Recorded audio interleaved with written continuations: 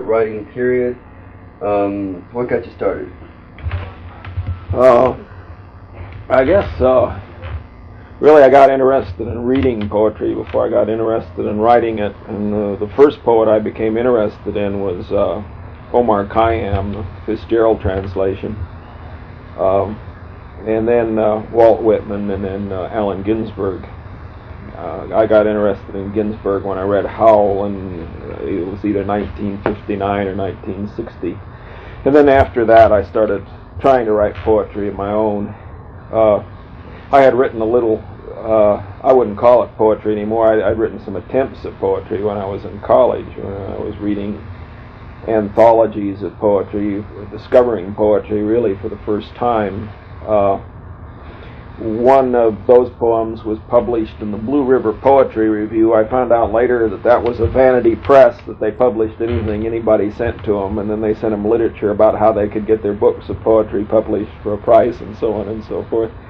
So I really didn't get into writing poetry seriously until about 1961, when I got out of the Marines and went to New Orleans. And at that point, my purpose in life, besides finishing the novel I'd begun in the Marines, was to become a poet. And I saw myself as becoming something like Allen Ginsberg. I liked his writing very much, and I liked his attitude toward life very much. And I got down to New Orleans, and I met an old retired newspaper reporter down there named Clint Bolton, who basically talked me out of becoming a poet. Okay. How'd you get started writing poetry? Well, I wrote my first serious poetry after I got out of the Marines in 1961, when I went to New Orleans, and at that time I was pretty much of a barroom poet. I used to not only read my poems in bar rooms to my friends and so on and so forth, I used to often write them there. And previous to that, I was in the Marines, and I had discovered Allen Ginsberg at that time. And before that, in college, I read some anthologies of poetry writing and attempted a few poems. One of them was published in the Blue River Poetry Review, which I later found out was a magazine that published everything anybody sent them, and then it was a vanity press that tried to sell them book publishing services for a price afterwards. Previous to that, in high school, I was interested in Omar Khayyam. Fitzgerald's translation of Khayyam was really the first poetry I ever became interested in, and I wrote a lot of quatrains. I don't remember any of them at this time. They were about modern day things. They were usually political commentaries. When I got to New Orleans and started writing what I consider now to be serious poetry, I was eventually talked out of it by a retired newspaper reporter down there, who was a friend of mine, who wanted me to write novels, and he referred to poetry as Tuesday afternoon stuff, and by that he meant the Tuesday afternoon society. He just didn't think you could get anywhere with poetry, and in some senses that's true in this society. I think there are exceptions, and of course the beats come to mind as the principal ones. Then in recent years, I've almost written exclusively Japanese or imitated Japanese poetic forms, particularly the haiku. I have a 10-syllable version because I understand that syllables are much shorter in Japanese than in English, and I like to try to capture that brevity. I'm still learning the rules of haiku writing. There are a number of them as I go along, so a lot of my productions wouldn't be considered classically authentic in a Japanese sense, particularly the ones that I wrote a few years ago.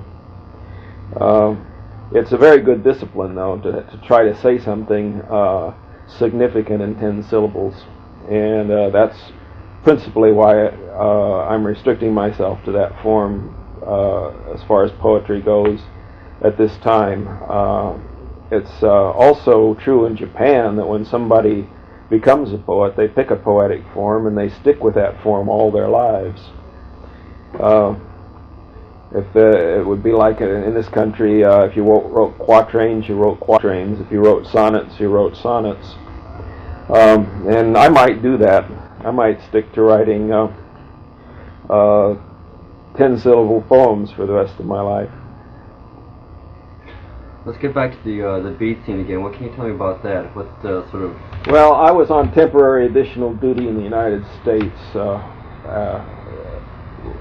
when I was in the Marines, and I won a technique of instruction contest, and I was in waiting to go back overseas on Treasure Island up in San Francisco. I used to walk over to North Beach and walk around, and I had never smoked marijuana. I'd heard of it, and I used to pass people, and I would wonder sometimes if the smell of their cologne was that sickening sweet smell of marijuana, as somebody had described it to me. I read Howe when I was there on Treasure Island, and that influenced me a whole lot. Ginsberg's whole attitude toward life impressed me very much and influenced me a lot. And I got into the poetry of Gary Snyder at some point, probably after reading the Dharma Bums, and that's also been, to me, not only a big influence on my poetry, but also on my political thinking and broader cultural thinking as well. In fact, I consider myself, my book Zen and Anarchism, to be a popularization of Gary Snyder's ideas. Okay, tell me about your experience with the Atlanta scene as far as poetry goes. I know you've been published. I'm personally not aware if you've performed at. I haven't done any readings at all. I hang a lot of stuff on the walls. There was a Chinese poet called Han Shan. He's a big inspiration in Zen, and I had a weird thing happen to me about him. I had been reading stuff about Zen for years, and I'd never encountered Han Shan. And one day I happened to read something about him, a biography of him, which I found, a short biography in a book on Zen, which I found extremely interesting. So I went to the library and I checked out a book of his poems. And that day it so happened I didn't have any money with me, or at least not enough to ride the bus home. So I was living out in Buckhead at the time. So I walked down Peachtree Street, and when I got up there somewhere near the Midtown MARTA station, I noticed a gas station in a parking lot on a corner, and I decided I'd go over there and see if I could knock any coins out from under their vending machine so I could get bus fare to ride the bus the rest of the way home. And it's a sunken parking lot, and one corner of it was once the basement of a building, and the walls of that basement are still standing there, and there, painted in acrylic paint in enormous letters, were the words "Gone, and a million leave no trace, Han Shan." They'd been there for a long time. It had to have been a coincidence. Anyway, it just blew me away. And so the thing about Han Shan is that he was the first graffiti artist. He used to paint his poems on rocks and trees and what have you. He was an eccentric hermit who lived on a mountain in China called Cold Mountain, and that's what Han Shan means, in fact, in Chinese. And so I've been posting little flyleafs. I've got just stacks of them here with quotations from various books about Zen and Wilhelm Reich and so on and so forth, and they're interspersed with little fillers that consist of my 10-syllable poems, and I've been putting those up on telephone poles and walls and mostly around little 5 points for last 4 or 5 years now. And then I published some stuff in Afterbirth magazine that Susan, her last name escapes me. However, she published some of my poems here in Atlanta. And I think that's as far as local exposure of poetry goes. That's it. What's your general impression of the poetry scene in Atlanta? I've pretty much ignored it. I went to one poetry reading here years ago, which I found in the Seven Stages Theater, which I liked, but I was just passing through town at the time. That was when I was living on the road mostly, and I don't know. I'm not a social person as far as my writing goes. I like to write alone, and I don't like to read my writings, and I don't very often pay much attention. If there were some good poetry readings in the sense of like poetry readings and jazz and so on and so forth, I might be interested. But like as Clint called them, Tuesday afternoon poetry reading circles just don't strike me as the best use of my time. Okay, let's talk about Principia Discordia now. What about Principia Discordia? How did that come to be? How what forces in the world brought that about? Excuse me. And how's it changed your life? Well, a young friend of mine and I, back in well, I say young. He was just a couple of years younger than I was. Back in the 50s, were sitting around in a bowling alley in 1958, to be exact, somewhere in the vicinity of Whittier, California. And we were discussing philosophy, and we were talking about order and chaos. And my theory was a Darwinistic theory that order emerged from chaos and was in fact simply the prevailing form of chaos. And Greg's theory was that order was projected on the universe, that it didn't exist at all, that it was a creation of the human mind, that order was entirely in perception and had nothing to do with what was going on out there in a completely chaotic universe. And so somewhere in the middle of our argument, Greg happened to mention that there was a Greek goddess of chaos and confusion, and her name was Eris, spelled E-R-I-S. And I said, well, you know, what we need is not so much an explanation for order. We both agree to that. What the world needs is an explanation for chaos and why there's so much of it. And so at that point we decided to start a religion worshipping the Greek goddess of chaos and confusion, who the Romans called Discordia, and thus Discordianism was born. Something I've been curious about, did Robert Anton Wilson and them approach you about the ideas about using this in their Illuminati trilogy? Well, what happened was Wilson wrote me before he ever got around to, before the Illuminati trilogy was even a glimmer in his eye, and he said that very early in our relationship that one of the things that we needed were God models that were appropriate to anarchism. And he had written some stuff about Taoism and about the spirit of the valley, the eternal female, and about Shang dynasty, matriism, and so on and so forth. And so I suggested to him Eros Discordia, and then told him about the Discordian Society, and he was just enormously enthused about it, plunged into it, got very active in it, and is responsible for a lot of our creeds and dogmas and so on and so forth.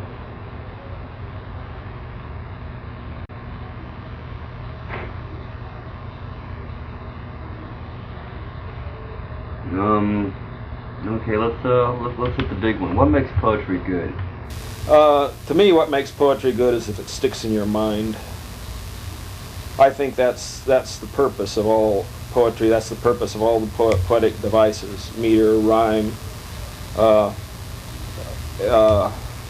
and in free verse also, just the choice of images and so on and so forth. The idea is to create something that will begin repeating itself in the reader's mind over and over again, if only a refrain.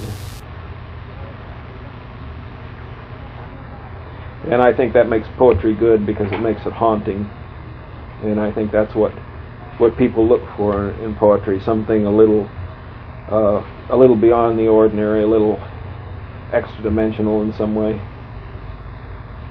What advice would you give to an aspiring writer or poet? I don't know. I think maybe I would give the advice that a beatnik in the French Quarter gave me when I first got down there, which was just write. Don't worry about anything else. Just sit down and write. Don't worry about what you write, whether your writing is good or bad. Don't worry about who's going to read it. Just write. And everything else will take care of itself. And of course, the more you write, the better you write. And it's very important to be like Simon Shillitoe in A Fine Madness, to be just consumed with your writing. He is a poet who constantly is just writing, and under any circumstances, in any situation. At one point in the book, he's in an insane asylum and he's writing poetry on the toilet paper. That's the way to be a good poet, I think. Can you tell me more about the beatnik in the French Quarter? Well, I got to the French Quarter just about the time the word beatnik became passé and before the word hippie came into use. And it was a time of a lot of speed freaks, a lot of benzodrine addicts, a lot of amphetamine A-heads, as they're called, and it was pretty intense. There was a lot going on. I wasn't even smoking grass myself at that time. I was pretty much into Ayn Rand. I was rather straight by French Quarter standards at the time, and the values of the Quarter didn't really catch up with me until after I left and went back out to California and began to appreciate what I'd left behind. The thing I remember most about the French Quarter is the time sense there was extremely strange. Time went by very slowly in the French Quarter, and I guess it was because so much was always happening. Somebody would say, "Did that just happen last week? It seems like it was 10 years ago." And it seems like the 3 years that I spent in the French Quarter was 30 years. It's really, it's never been that way anywhere else that I've been, and I still don't understand exactly why it was that way. But that was the most prominent feature of the scene down there that everybody seemed to recognize and agree about. The other thing I liked about the Quarter was that it wasn't the self-conscious type of beatnikdom of San Francisco or Los Angeles. That it was, there had been bohemians in the French Quarter for a long time, and it was just something that was taken for granted. And so you could be very comfortable with it.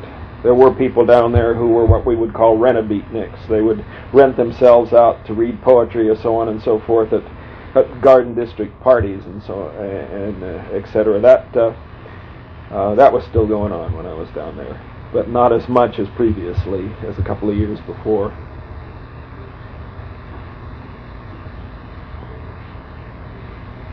What was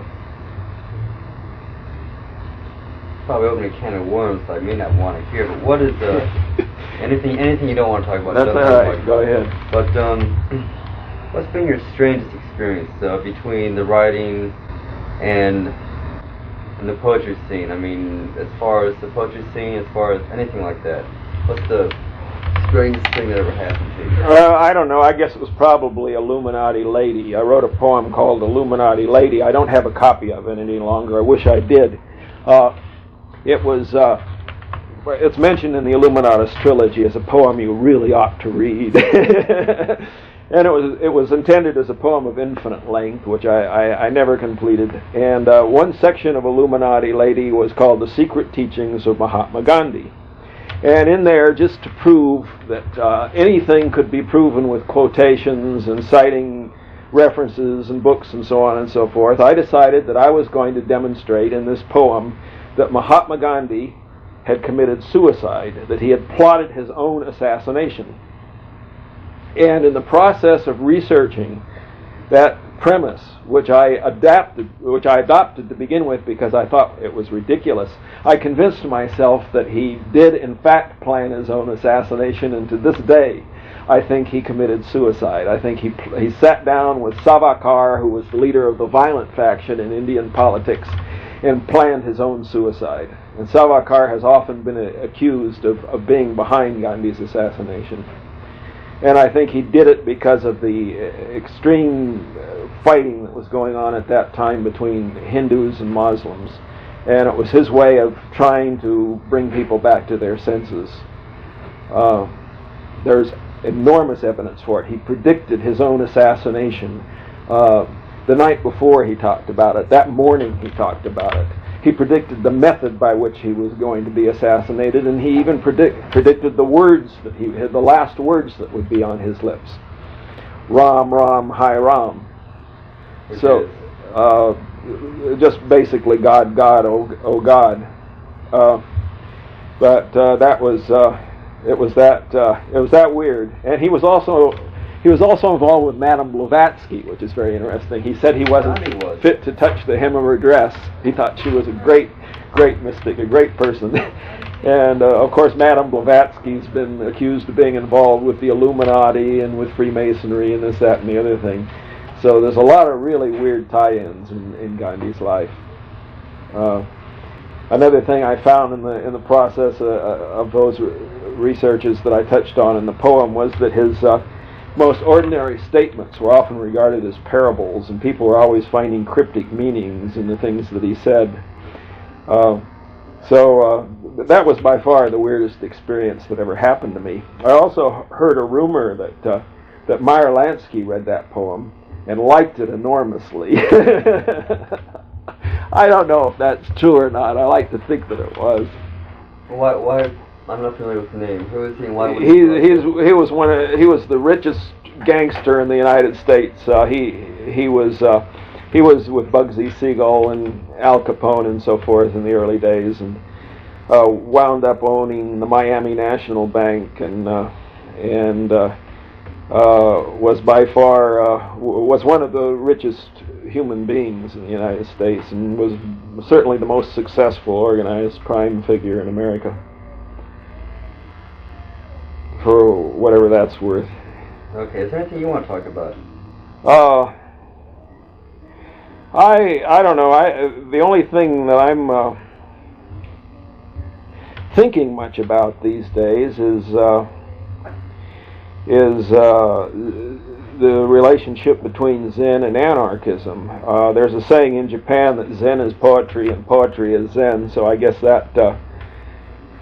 in that sense it's something to do with poetry. I don't consider myself enlightened, and I'm by no means a Zen master or a Zen teacher. In fact, all my knowledge of Zen is based upon reading. The Zen masters say that's like reading prescriptions and saying, what great medicine, and never taking any of the medicine yourself. I've read, I'm sure, well over 100 books on Zen, because the way they express themselves, the way Zen masters express themselves, fascinates me. Their choices of words, it's very poetic in a very strange way, because as the author of the Blue Cliff Record says, they say things that even clamps cannot get a hold of. That there's just things that just, it reminds me of something that Greg Hill used to do. The phone would ring and he'd pick it up and he'd say, "Wrong number, please." And he'd say, "I like that because there's no way you can make any sense out of it, no matter how hard you think about it." And yet it sounds like it should make sense, you know. And the other thing about that is that that type of stuff sticks in your mind. My friend Vic Latham was a French Quarter poet and a writer of short stories, and very good short stories. And he used to keep a little notebook called Hang-Ups, and this was when Hang-Ups was a hip term back then, but it didn't refer to kinks or quirks. It meant something that if it hangs your mind up, it's a hang-up, you know. And so it was things like the people we think are inferior, we discriminate against the people we know are inferior, such as retarded children and so on and so forth. We treat with great care and courtesy and build homes for them and everything else. That's a hang-up. One time the Zen master Nansen said to his disciple Joshu, he says, "I think sometimes we should be more like the animals." And Joshu said, "What do you mean by that?" And Nansen got down on all fours, and Joshu trampled him, and then ran and hid in the Zen meditation center behind a statue of the Buddha, probably. Anyway, an attendant came in who was sent by Nansen and asked him to come back. He wouldn't. He just cowered behind the statue of the Buddha and said, "I'm sorry, I'm sorry, I'm sorry." And so the attendant went back and told Nansen that, and Nansen was a little puzzled. He understood the trampling. He didn't understand the need for repentance, though. And so he sent the attendant back to say, "Well, what are you sorry about?" And he says, "I'm sorry I didn't trample him twice over." That's a hang-up, you know. Especially when it's supposed to be a religious parable. It's a real hang-up, man. Tell me about your book, Zenarchy. Well, Zenarchy, the ultimate project of Zenarchy, which I didn't happen to reveal in the book Zenarchy, is to find some way to wake everybody up. They've done a lot of experiments, and not necessarily in the Zen sense. They've done a lot of experiments with obedience performance and obedience perception at Ivy League colleges in the United States. The original idea was that they were going to compare Americans and Germans to try to figure out why Germans were so obedient. In the experiments, the Americans turned out to be so obedient that they never bothered to go to Germany. They would tell people, for example, there would be a doctor in a white coat who would tell somebody to pull a lever, and that they thought that when they pulled the lever, the subject of the experiment thought when he pulled the lever it was going to electrocute some guy behind a wall of glass in the next room. And 80% of the people would pull the lever without asking any questions. Even though they didn't know what the doctor's position was, they didn't even know what his name was or anything else. He was just a man in a white coat who was telling them that and it said on the lever, "Danger, high voltage," so on and so forth. And the guy in the other room would be, "Ah!" in the chair like that, you know. And they'd just keep on pulling the lever. And another thing they did was drawing lines on blackboards, and there would be a whole classroom full of people who were in on the experiment except for one subject who would be sitting there. And the teacher would draw a 3-foot line, a 2-foot line, and a 1-foot line on the blackboard, and he would say, "All right, I want you to tell me which line is longest and which line is shortest." And the class would, one by one, as they go down through the members of the class, they would all say that the shortest line was the longest line, and that the longest line was the shortest line, and so on and so forth. And what they found out was that if there was one person in the class that disagreed with the majority, even if he said the middle line was the longest line and that the longest line was the shortest line, then the subject of the experiment would say that the longest line was the longest line and the shortest line was the shortest line. Otherwise, 80% of the time, once again, they would say whatever the rest of the class said. And not only that, they would defend it afterwards. they were convinced in their own minds that the class was right and that their own perceptions were wrong. So, or they were afraid to speak out and say what they saw was obviously the case. In some cases, yes. In some cases, though, they simply they hypnotically convinced themselves, evidently. Pavlov's dogs once all became unconditioned when the pipes broke in the laboratories, and it was very traumatic, all this water flooding the laboratory, and he had to condition the dogs all over again to get them to salivate when the bell rang and all that. So there are ways of deconditioning people, and this is what I'm interested in. I'm interested in finding some technique by which great masses of people can be broken out of their authoritarian conditioning all at once. Zen doesn't do that. Zen is a one-on-one thing. It's master-disciple. Psychotherapy doesn't do that. It's doctor-patient. It's one-on-one.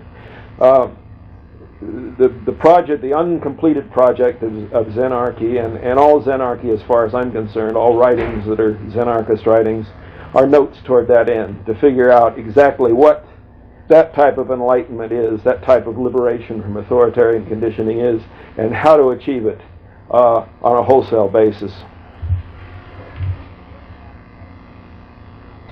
you want to talk about Kennedy or Oswald? If you want, yeah. I was in the Marines with Lee Harvey Oswald. All my life I've been fighting this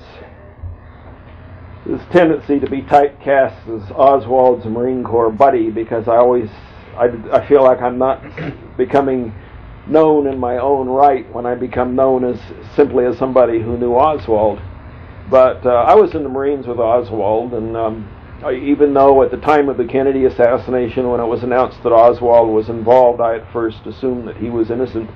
Later on, because of the reports in the newspapers, I had great faith in the free press back in those days, and in competition and the free market of ideas and all that. I thought that since they were all saying that he was guilty, I assumed that he was.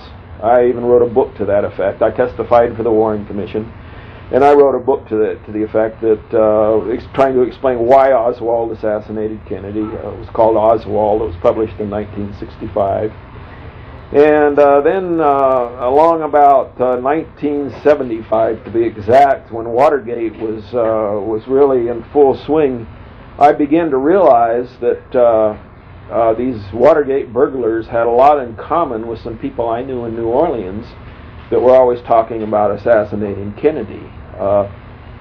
After it happened, I assumed that they didn't have anything to do with it, because for one thing, the one of them that I trusted the most told me that they didn't.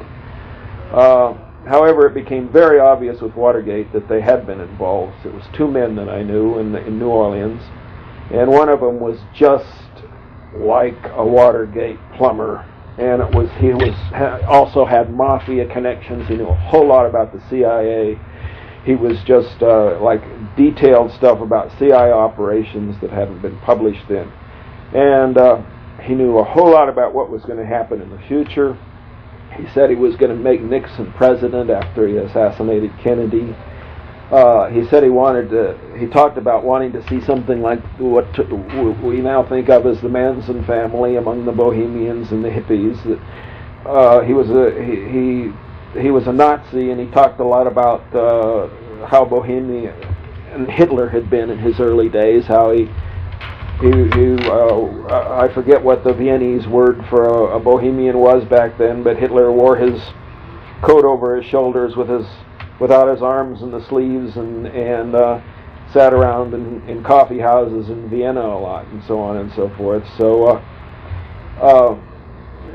this guy was talking at that time about creating somebody like a Charles Manson, like a hippie Hitler, so to speak, and to make enemies out of the hippies, so they would have to be smashed up. Maybe, yeah. I don't know what his motives were, but he just. Anyway, he talked about killing Martin Luther King. He talked about any number of things. He talked about fighting an Asian race instead of invading Cuba, because Castro is a white man and he didn't want to invade. He didn't want the United States to go to war with the Cubans, because so many of them were white people, that he thought if there was a war against communism, it should be against an Asian race instead. He knew. So by 1975, I began to realize that this guy that I thought was a nut knew what he was talking about, and was probably centrally involved in the assassination conspiracy. And so I went, at that time Reginald Leaves here in town was investigating the Martin Luther King assassination. He was Commissioner of Public Safety at that time, and I went to him, or to his assistant, and told him what I knew, what I could remember right off the top of my head about this guy down in New Orleans, who had used the same word that some guy in Atlanta had used about killing Martin Luther King and framing a jailbird for it. This guy talked about framing a jailbird for the Kennedy assassination. And I had said, why do you want to frame a jailbird? And I wound up saying, well, why don't you frame some communist? And he smirked. He couldn't even look at me. He had to look down at the floor because he was smirking so much, because he knew that's what I was going to say, and he was already planning to frame Oswald. So it was really a weird experience for me, because I was writing this novel based on Oswald. When Oswald defected to the Soviet Union, I decided to write a novel about a Marine who becomes disenchanted with the U.S. and goes to the Soviet Union. And so it was like the hero, and I didn't like Kennedy. I was extremely anti-Kennedy myself because I was so much into Ayn Rand, the laissez-faire capitalism, objectivism, and Kennedy was the arch villain of our movement at that time. And it was like the hero of my novel jumped up off the pages of my book and shot the president. And it was very weird. However, I thought it was a coincidence. I wound up dismissing it as a coincidence until 1975. In the meantime, though, more coincidences had accumulated. I had met Guy Bannister, a suspect in the Garrison probe. I had met Clay Shaw 2 weeks before the assassination, and a discussion of my book about Oswald, the Idle Warriors, was involved. And I had met David Ferry, and I had met a number of other of Garrison suspects, a stringer for Life magazine named Dave Chandler, and so it was like I had even worked in a restaurant where Oswald had lived in his youth with his mother. At the same time? No, back many years earlier. Anyway, I worked there later, and right around the time of the Kennedy assassination, I was working in that restaurant. In fact, I celebrated the Kennedy assassination with the guy who owned that restaurant. And recently there was a current affair piece on me, and they interviewed me, and they also interviewed him briefly, Carlos Castillo. That restaurant was a pool hall at the time. Oswald and his mother lived right upstairs, right in the same building. So there were meaningful coincidences and meaningless coincidences, but there were just enormous numbers of coincidences, and a lot of them were pointed out to me by Jim Garrison's assistants and by Jim Garrison himself when he came after me in 1969, accusing me of, or actually 1968 and 69, accusing me of being a CIA agent, and so on and so forth, and being involved in the assassination. At that time, I didn't think I was, but I could not explain all these weird coincidences. And anyhow, when Watergate happened, and when I began to think about these conversations with this weird character, this weird bald-headed Nazi acquaintance of mine, it began to make sense, because he knew all these different things. He knew I was going to Mexico that summer. I had planned to stay in Mexico for a month. I came back a little early. Before the month was over, Oswald was in Mexico City. He knew all that stuff, and so he could have arranged most of those coincidences. He could have arranged for me to meet Guy Bannister. He was probably working with Guy Bannister. He could have arranged for me to meet Clay Shaw and David Perry and so on and so forth, because they all were arranged meetings. It was almost like these people were going out of their way to shake hands with me, and that was pretty much it. So it was very strange. It still seems very strange to me, although these days I feel like I understand a lot more about the assassination than I did then, of course. How do you think they got Oswald to be in that building on that day at that time? Did he actually think he was going to assassinate Kennedy? He worked there. He worked in the building? Yeah. Ruth Payne got him a job there. Ruth Payne's husband works for Bell Aircraft as one of the top Nazis. General, I forget whether it's Dornberger or Dornberg, anyway, was involved with Bell Aircraft. Bell Helicopter was about to go out of business until the Vietnam War, and then they made enormous amounts of money building helicopters.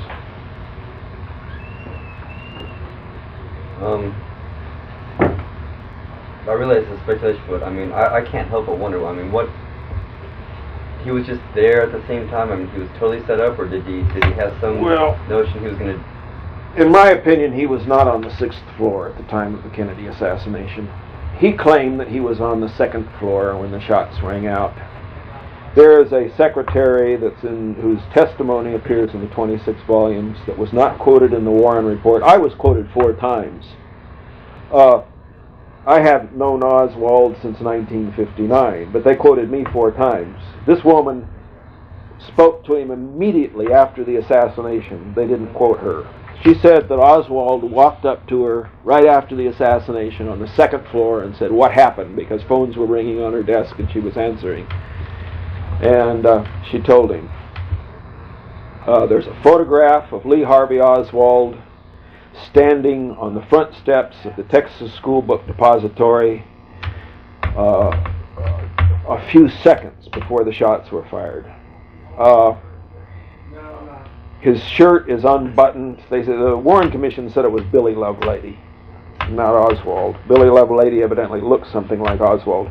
Billy Lovelady says he was wearing a red and white vertically striped shirt buttoned to the collar that day. This guy in the picture has a shirt unbuttoned about like that with a white t-shirt on underneath, which was what Oswald was wearing. He's obviously, if he wasn't Lee Harvey Oswald, he was somebody that looked exactly like Lee Harvey Oswald and was dressed exactly like Lee Harvey Oswald for even purposes of even greater deception in order to further confuse the public. But whatever the hell he was, or whoever he was, I went and stood where he was standing. The parade, if you see the Oliver Stone movie, you'll notice the car with Kennedy in it was moving very slowly as it passed the school book depository. It had just made that turn at the corner of Elm and Houston, and it was moving extremely slowly. All right. From where Oswald was standing in that photograph, the president's car would not have been visible after it passed the book depository. It would have disappeared behind a concrete abutment that blocks the view between Oswald and the area where the president was shot. So Oswald would have turned around after the motorcade passed him at that point and would have made the very short journey up the stairs and would have been on the second floor at the time of the assassination, just as he said he was, just as the secretary said he was, and just as the photograph indicates he probably was. So to your knowledge, he couldn't have possibly been on the 6th floor firing that shot? No way, unless the person on the second floor was somebody deliberately impersonating him who looked like him. There were Oswald doubles. There were people who went out and impersonated him. Most of them did not look like him, however.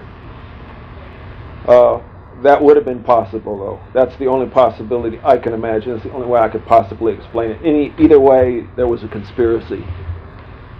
There's no possibility that the lone assassin theory could be correct either way.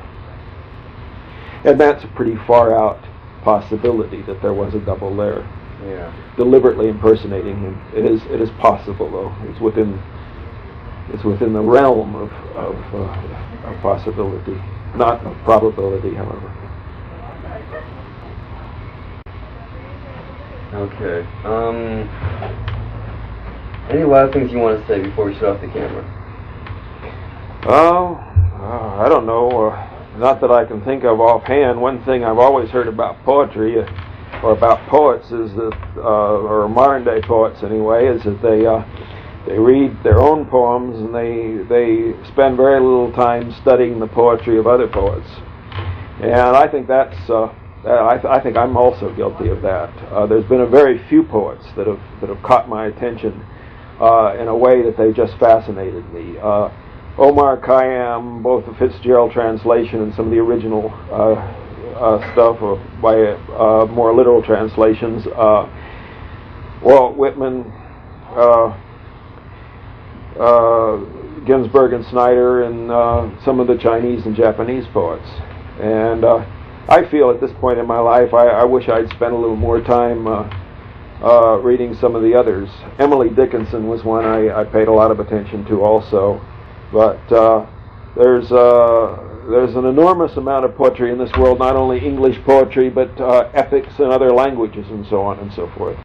And the more attention you pay to stuff like that, if you're interested in writing poetry, the richer your own poetry is going to be, because without having to actually directly steal material, you can still appropriate poetic devices, and also you can make allusions to the poetry of other poets, and that always makes for richer and more interesting poetry.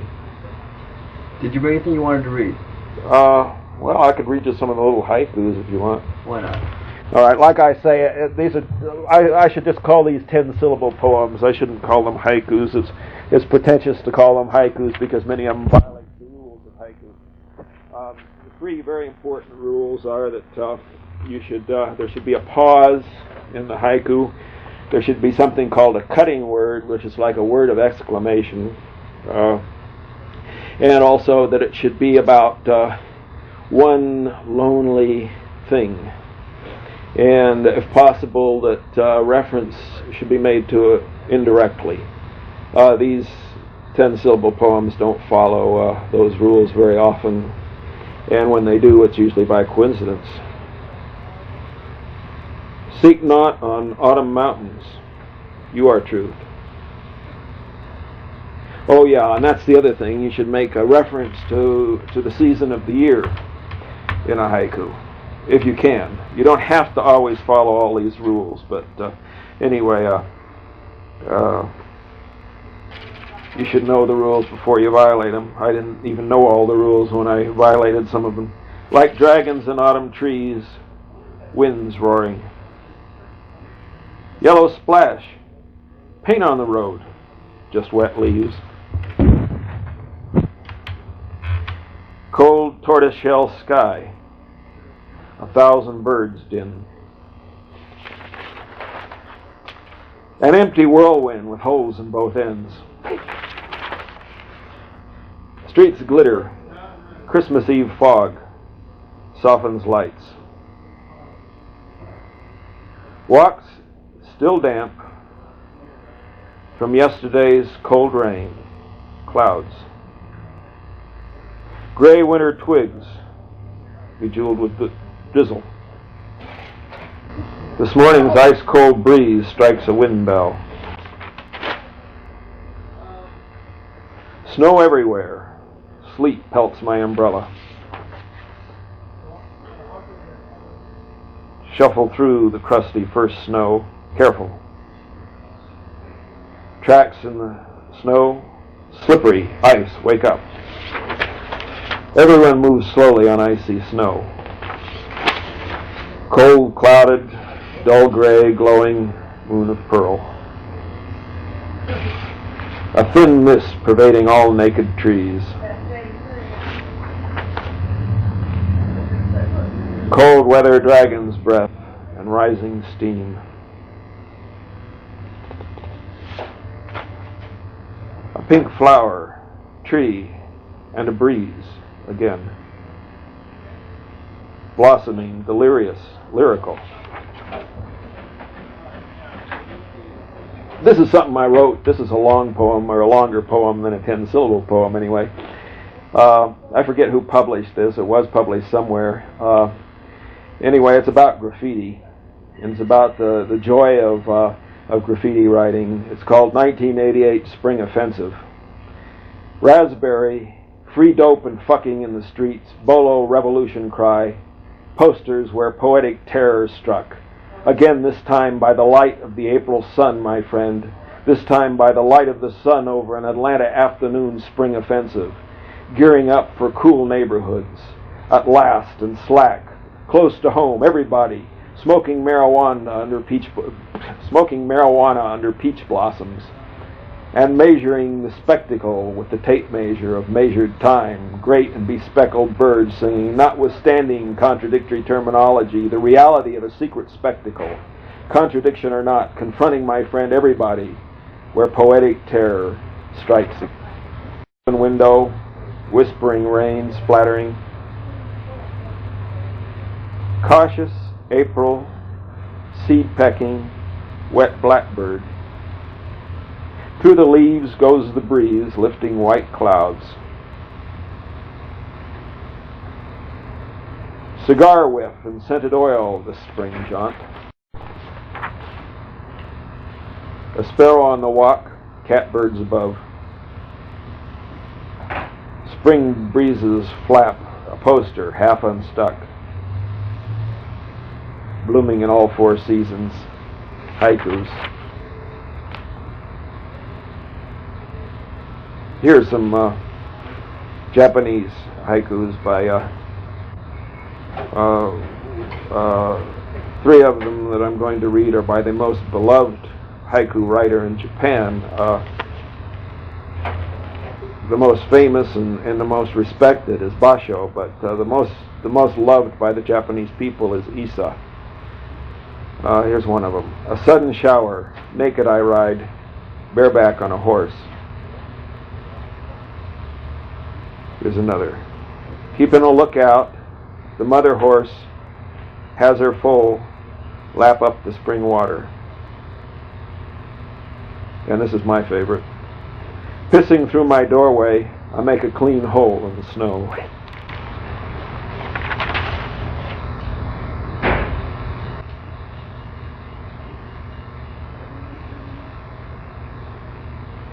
Young robin, low rail to roof, and a swoop. Globe of light on a pole beside green leaves. Dreamy afternoon, the wind and the sun.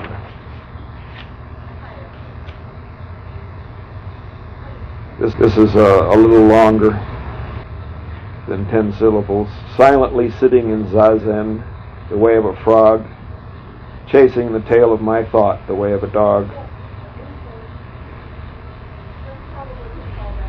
Laughter on the airport fence, one magpie.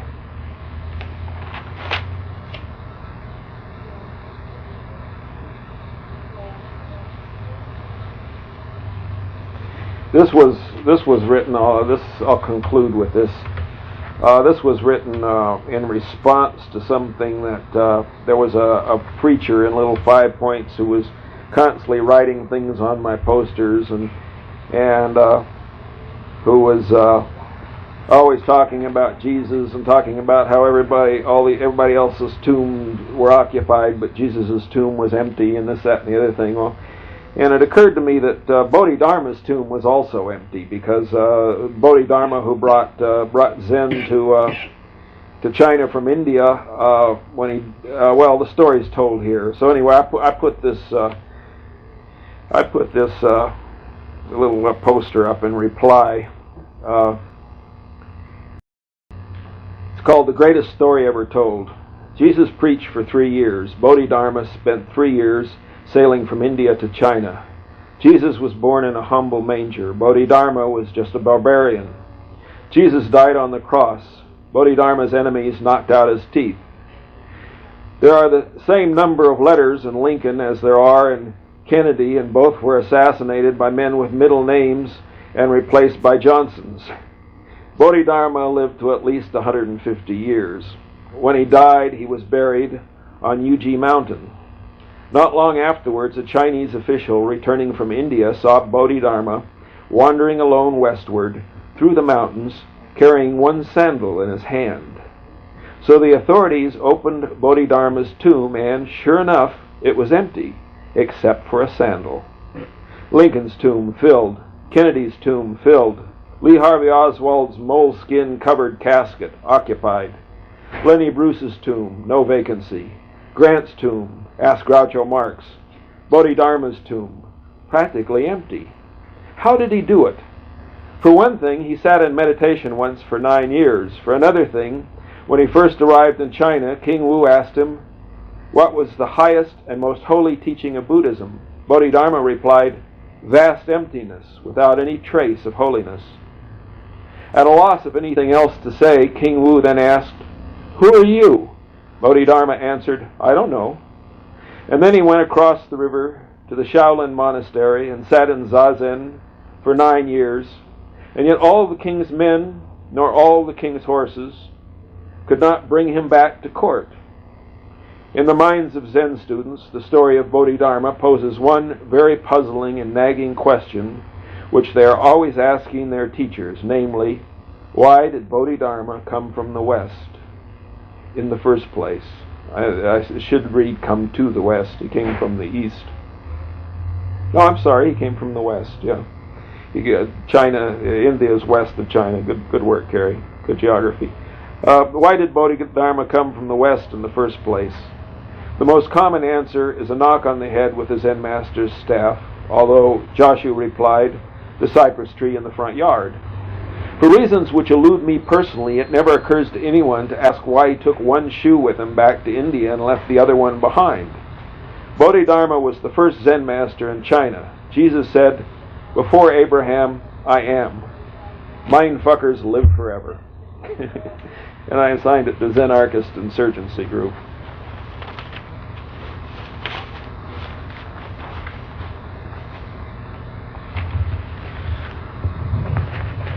And I won't oppress you with any more of my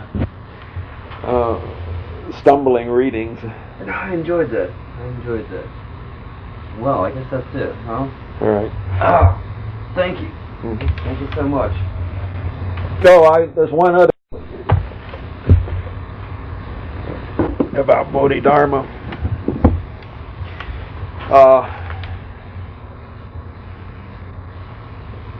One time somebody asked him some question, and they went through a lot of Buddhist theology, and that some Buddha had said thus and such or the other thing, and he said, "He was dreaming, and so are you." All right.